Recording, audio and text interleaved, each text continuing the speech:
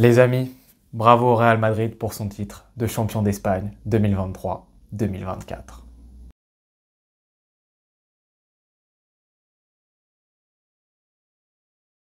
Les amis, décidément, cette semaine aura été la semaine de l'enfer. Il aurait pu se passer de très belles choses pour notre FC Barcelone. Pourquoi pas une qualification en demi-finale de Ligue des Champions? Pourquoi pas aussi revenir sur le Real Madrid, revenir à 5 points du Real, les mettre un petit peu en difficulté sur cette fin de championnat? Eh ben non, ça aurait été totalement l'opposé, défaite contre le PSG. Et là, on perd contre ce Real Madrid qui, en plus, petit bonus, s'est qualifié, lui, pour les demi-finales face à Manchester City, face aux favoris de cette LDC. Donc vraiment une semaine parfaite. Et puis en plus, ce match, 3 buts à 2 buts dans les 2-3 dernières minutes de Bellingham. Franchement, cette semaine, parfait.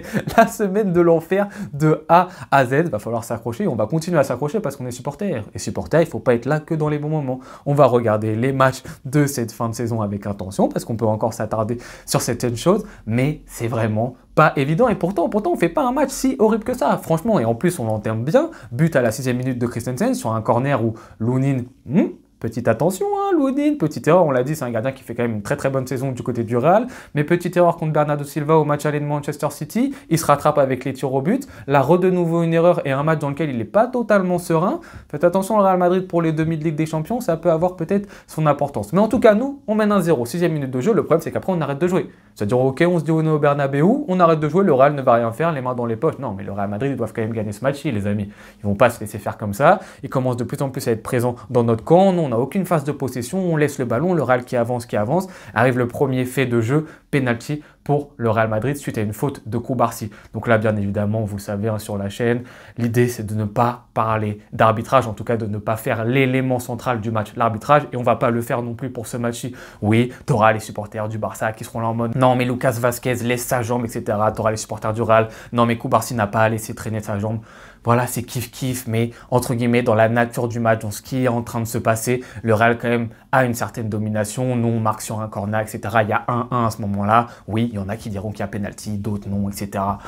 Voilà, c'est fatigant. On va pas rentrer dans les débats. Chacun, de toute façon, aura son avis. Ça sert à rien, entre guillemets, que moi, je crée un scandale sur cette action qui, pour moi, n'est pas un scandale. Le Real Madrid revient, mais surtout là, ce que j'aimerais pointer du doigt, moi, à côté du penalty, c'est l'attitude de Cancelo. Cancelo, on l'a dit, contre le Paris Saint-Germain, déjà grandement en difficulté. Le but de Dembélé, le premier, il est un petit peu pour lui. Sur tout le match, Dembélé vraiment le met dans sa poche. C'est très compliqué. Et sur ce match-ci, Cancelo, sur ce but-là, tu peux pas. Faut jouer le ballon, mon ami. Tu passes devant Lucas Vazquez en plus. Tu passes devant lui. Il te repasse ensuite derrière toi. Le ballon en priorité, mon ami. Et en plus, Cancelo, on en parlera, mais le deuxième but de Real Madrid, il est aussi pour lui. Donc vraiment un match et une période très compliquée pour Cancelo en ce moment du côté du Barça, surtout défensivement et en plus offensivement, il n'a pas été présent. Mais bon, en tout cas, le Real Madrid revient un partout. Et à ce moment-là, on se dit, ah, on va rejouer au football.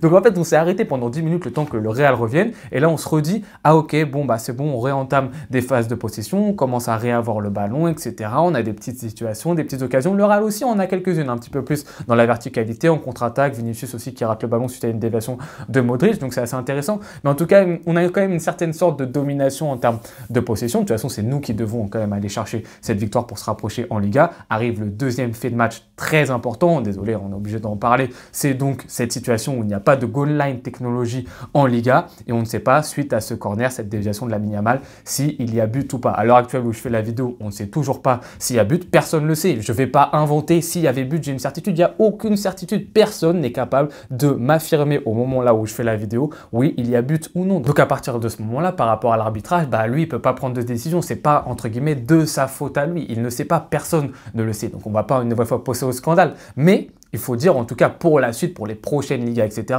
Tebas achète la goal line technology, bordel. Achète ce service, prends-le. Ça sert à rien de faire le révolutionnaire. Non, mais moi, je suis contre la goal line technology, etc. Je mets pas l'argent pour ça. Tu vois que dans un match comme ça, où il y a beaucoup de visibilité, ça a son importance. Encore une fois, on va pas pousser au scandale pour ce match-ci, etc. C'est pas le débat de la vidéo, mais dire pour les prochaines fois, mets-le, parce que ça règle 1 milliard de soucis pour la suite. Voilà, c'est juste ça. Mais donc, autre situation très importante de ce match-ci. Mais bon, on rentre à la mi-temps, un partout à ce moment-là. On a quand même une certaine difficulté du côté du FC Barcelone, c'est que certes, on peut avoir une mini-domination territoriale, mais on a quand même une grosse difficulté de conservation au milieu de terrain, notamment par le profil de nos joueurs. Tout d'abord, Christensen, c'est un joueur, on sait, qui nous apporte beaucoup d'équilibre au milieu de terrain. On a un vrai 6, un mec qui a vraiment un profil défensif. Oui, ça nous fait du bien, c'est cool. Mais maintenant, dans la conservation du ballon, Christensen, encore une fois, je ne tire pas sur lui, c'est pas de sa faute, c'est pas son profil, c'est un défenseur central de base. C'est compliqué, des fois, de se retourner, etc. Oui, c'est pas Sergio Busquets, quoi. Il n'a pas les yeux dans le dos, il n'a pas un temps d'avance sur son adversaire. Donc, il est capable de faire un petit peu avancer. Il a plutôt été bon, en plus, dans l'envie, etc. C'est plutôt intéressant. Mais il y a une limite. Il y a un plafond de verre par rapport à son positionnement et au profil qu'il a de base. Autre joueur aussi dans le milieu de terrain, c'est Rafinha, qui apporte aussi des choses. Encore une fois, c'est pas pour tirer sur Rafinha, je suis désolé, mais Rafinha, il a de l'envie, il apporte de la verticalité, il est intéressant, mais juste en tant que milieu de terrain, quand il essaie de récupérer des ballons, en fait, techniquement, on le sait, il est limité, Rafinha. On l'a vu sur le côté, sur l'aile, quand il a joué au début de saison, il n'arrivait pas à dribbler son adversaire, et même, il y a beaucoup d'erreurs techniques qui font que dans l'axe, ça a une grande importance parce que ça empêche le FC Barcelone, justement, d'avoir ces temps de possession, d'avoir un joueur qui sait faire vraiment un contrôle passe très précis dans des petits espaces, dans des moments de stress où il y a d'autres joueurs qui vont l'entourer, etc. Tu n'as pas ce joueur-ci. Tu as un Rafinha qui peut être un joueur de rupture très intéressant, mais malheureusement qui dans la conservation reste un joueur grandement en difficulté. En plus de ça, tu peux rajouter un Lewandowski qui n'aide pas du tout l'équipe parce que je trouve que Lewandowski n'est pas du tout dans son match. Franchement, on désinvolte même au moment où il perd le ballon. Au lieu d'imprégner un contre-pressing, etc., il se désintéresse totalement du ballon, de la situation, dans les contrôles, etc. Il en rate plein dans la manière dont il se positionne. Enfin, je trouve un Lewandowski pas du tout dans son match. Donc vraiment très compliqué pour le Barça d'avoir réellement une conservation très forte. On a une petite domination territoriale, mais qui n'est pas accentuée justement parce qu'on a ces déchets au milieu de terrain. On arrive donc en seconde mi-temps, objectif pour le Barça, etc. Marquer, gagner ce match, de butin, etc. Et là, il y a encore plus une domination qui s'installe parce que Christensen est sorti, De Jong est sorti, tu as un Pedri, je trouve encore une fois, qui a été, désolé, mais un petit peu plus intéressant que De Jong dans le sens où il a joué un petit peu plus vite, il était trouvé dans des zones interlignes qui étaient un peu plus intéressantes et tu ramènes un Fermin, donc un joueur un petit peu plus offensif, ce qui certes également du déchet, on en parlera, ça aussi a été un élément important, mais ok, il te ramène quand même quelque chose qui est proche des cages, proche un petit peu plus des 30 mètres, surtout que Christensen à ce moment-là, quand tu veux marquer un but, est un petit peu moins intéressant dans le sens où défendre réellement, c'est moins important entre guillemets que le fait de devoir marquer. Tu as un Barça qui pousse avec un Lamine Yamal vraiment très fort sur le côté, ça aussi il faut le préciser, sur tout le match, Lamine Yamal jusqu'à la 70e où Camavinga est échangé par Fran Garcia, franchement Lamine, je me répète, il faudra vraiment se répéter et je pense que c'est important de le répéter, le gamin n'a pas 17 ans. Le match qui te fait au Santiago Bernabéu sur Camavinga, et Camavinga on sait quel type de joueur c'est. Alors certes c'est pas non plus un arrière gauche Camavinga, mais il a fait beaucoup de matchs où il a mis des grands joueurs vraiment dans sa poche. Camavinga il a fait de très bonnes performances à ce poste-ci, ça reste un très bon joueur. Lamine Yamal l'a vraiment mis à mal sur toute la partie, ses rentrées intérieures, etc. C'était très dur pour Camavinga, Lamine Yamal qui fait vraiment un super match. Il faut le souligner, je suis désolé, il faut le souligner parce que le gamin n'a pas encore 17 ans et que c'est super impressionnant. On pousse et justement sur ce côté-là, alors que Ferran et Joao Félix sont rentrés à la 60e minute de jeu, tu as un Lamine Yamal qui va te faire un petit centre. Ferran Torres rate bien évidemment le ballon, c'est Ferran Torres forcément qui va pas toucher le ballon. Hop, ça met en difficulté Lunin qui cette fois-ci je trouve, on peut dire il a pas hyper bien géré la situation, mais je trouve ça compliqué de lui accorder sa faute sur ce but-ci parce que Ferran passe devant lui, il ne sait pas s'il va la dévier ou pas, il la remet dans les pieds de Fermin qui est bien placé, donc on l'a dit Fermin qui t'apporte justement cette présence dans les 30 derniers mètres, c'est intéressant, et le Barça mène 2-1, et franchement à ce moment-là du match c'est mérité pour le Barça, qui a poussé, qui a la conservation, qui a les situations pour lui. Et à ce moment-là du match, bon, on rentre un peu plus dans un moment où ça va être plus compliqué pour nous parce qu'on sait qu'on va subir et on sait que Real Madrid va un petit peu plus pousser, sachant qu'on n'a plus de numéro 6. Voilà, on a Gundogan et Pedri devant la défense. Encore une fois, je ne vais pas tirer sur eux, mais ce n'est pas leur poste, ce n'est pas leur profil de défendre cette zone axiale devant la surface de réparation. Malheureusement, on n'avait pas trop d'autres choix ce soir, donc ils se sont battus comme ils le pouvaient, mais au bout d'un moment, voilà, t'as pas de joueurs pour défendre cette zone-là, donc c'était beaucoup plus en difficulté dans la récupération, etc.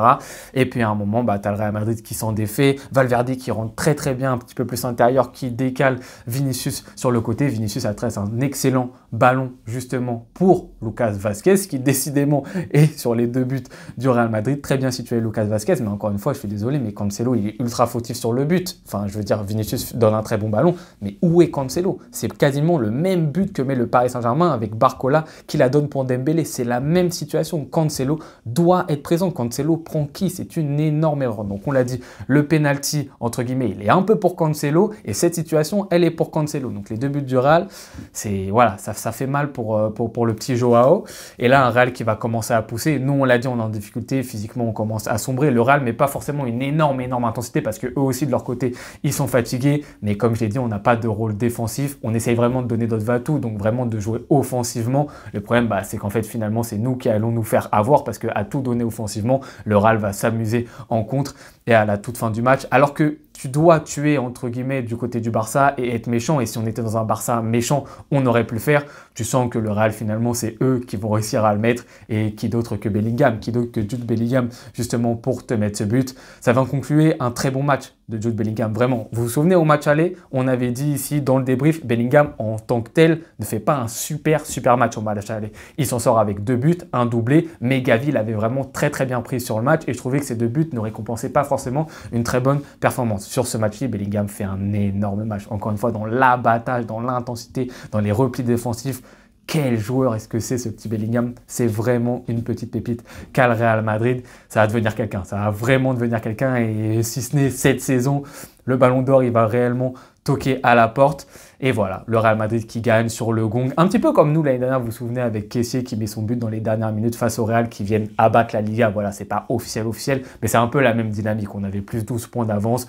Eux, de leur côté, ils ont plus 11. C'est la même dynamique. Voilà, on sait que ce championnat va pour le Real Madrid. Une nouvelle fois, je reviens sur le fait que le Barça, en deuxième mi-temps, on a une domination, mais on fait pas assez la différence. Ça, c'est des choses typiquement qui montrent la différence qu'on a encore avec un club comme le Real Madrid aujourd'hui, actuellement. Voilà, dans ces 3-4 dernières années, il y a ce gap entre une équipe qui va savoir te tuer quand elle a envie de te tuer, qui quand elle est dans ses temps forts, te marque des buts. Alors que le Barça, on a certes peut-être sur tout le match une meilleure dans l'ensemble domination que le Real Madrid territorialement, dans la possession, peut-être même dans les situations, sur les corners, etc. Mais à la fin du compte, c'est le Real qui te bat parce que le Real a cette expérience, n'a pas ses défauts dans des zones cruciales, n'a pas ses jeunes joueurs dans ces zones cruciales, etc.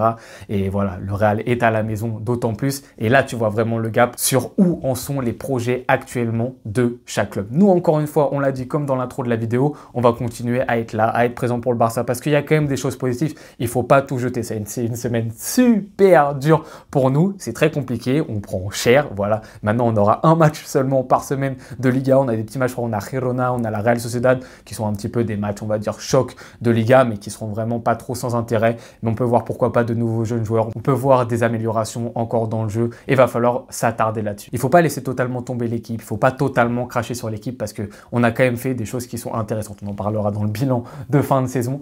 Mais en tout cas, les amis, bravo au Real Madrid une nouvelle fois pour leur titre. Et nous, on va passer à la semaine prochaine. Il est grand temps de passer à la semaine prochaine, là, de passer à lundi. Parce que cette semaine, elle fut vraiment horrible pour nous, supporters du Barça. En tout cas, les gars, je vous remercie beaucoup d'avoir regardé cette vidéo jusqu'au bout. On se retrouve très bientôt pour une nouvelle. Je vous souhaite bonne journée ou bonne soirée en fonction de quand est-ce que vous la regardez.